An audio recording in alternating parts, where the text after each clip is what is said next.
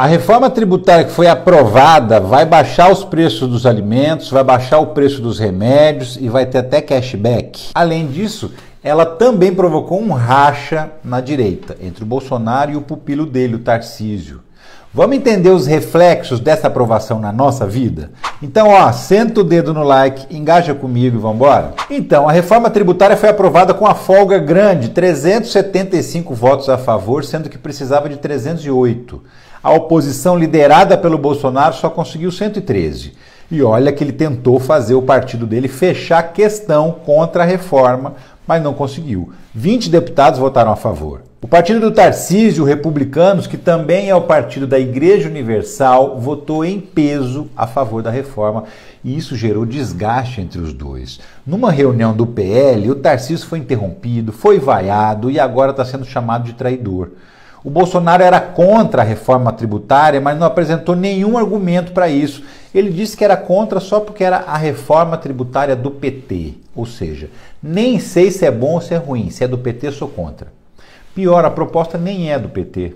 O autor da PEC 45 é o deputado Baleia Rossi, do MDB, e ele protocolou essa proposta em 2019. Durante 4 anos, o Paulo Guedes ficou assistindo a banda passar e não fez nada. O Haddad assumiu o Ministério da Fazenda em janeiro e em 6 meses tirou a reforma da gaveta, negociou com Lira, negociou com as bancadas dos partidos e conseguiu aprovar com folga. E essa reforma já vai entrar em vigor? Não, ela ainda vai passar pelo Senado e se a PEC for modificada lá, é bem provável que seja, ela volta para a Câmara para ser votada de novo.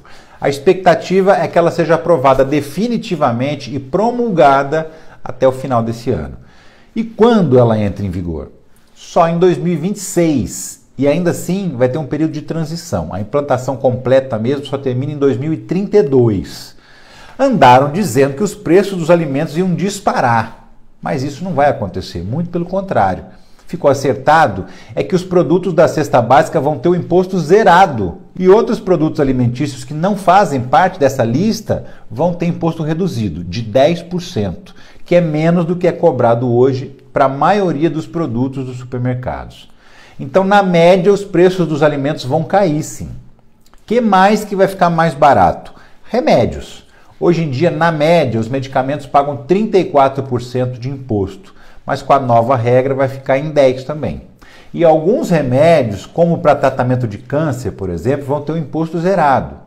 Imposto reduzido de 10% também para áreas como transporte coletivo, serviços de educação, de saúde e uma lista de outras áreas. E isso foi feito para evitar que a prestação de serviço seja penalizada e fique mais cara. Mas para esse pessoal pagar menos imposto, alguém vai ter que pagar mais, né? Porque ninguém abriu mão de arrecadação. Pois é, algumas áreas vão ter acréscimo mesmo. Por exemplo, streaming, que hoje paga 14% e vai passar a pagar 25%. Então a Netflix pode subir um pouco, sim. Vai ter o imposto seletivo, que estão chamando de imposto do pecado. É uma taxação mais alta para produtos que fazem mal à saúde ou ao meio ambiente. Cigarro, bebida, até comida ultraprocessada pode entrar nessa lista. E o famoso IPVA do jatinho, né? Quem tem um jato, um iate, não paga nenhum centavo de imposto, mas vai começar a pagar. E a novidade mais inusitada é o cashback. Depois dessa aprovação, ainda tem que ser feita uma lei com todas as regras direitinho. Mas, em resumo, o governo vai devolver uma parte dos impostos que ele recebe diretamente para famílias mais pobres. Essa proposta de cashback foi criada por uma emenda do Marcelo Freixo, quando ele era deputado federal. Agora, ele é presidente da Embratur, mas a emenda que ele propôs ainda estava lá na Câmara e foi usada no projeto. Qual que é a grande vantagem, segundo os especialistas, dessa reforma tributária? Facilitar a vida de quem gera emprego e, com isso, tentar gerar mais empregos ainda.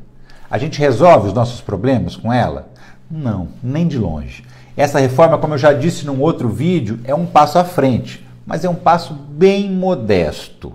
Os bilionários vão pagar IPVA do jatinho e da lancha, mas fora isso eles praticamente escaparam ilesos. A reforma não taxou grandes fortunas, não taxou lucros e dividendos, mas foi o que deu para aprovar. Um Congresso conservador desse, então, tá bom demais.